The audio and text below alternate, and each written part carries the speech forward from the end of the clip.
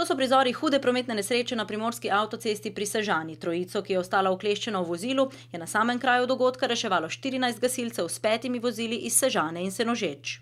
To je kraj, kjer se je nekaj do 4. ure zjutraj zgodila huda prometna nesreča. Kombi z romunskimi registrskimi tablicami se je zaletel v ta steber prometne signalizacije. Kot lahko vidite, posledice prometne nesreče še odstranjujejo. V kombiju so bile udeležene 3 osebe, 2 osebi sta umrli na kraju nesreče, 1 oseba pa je bila s hudimi opeklinami prepeljana v ljubljanski klinični center. Preden je kombi trčil v signalizacijo, se je zaletel še v vozilo s slovenskimi tablicami. Osebi v njem sta na srečo ostali nepoškodovani. Potem pa je bočno drsel ob ograji in trčil v obcestni portal.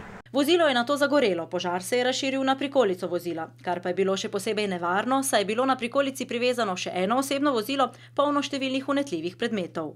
V tem osebnem vozilu pa je bilo še ogromno rezervnih delov za osebna vozila. Tudi to je, mislim, da je sama teža že same prikolice in tega tovora obstajala že veliko nevarnost pač za sam prevoz.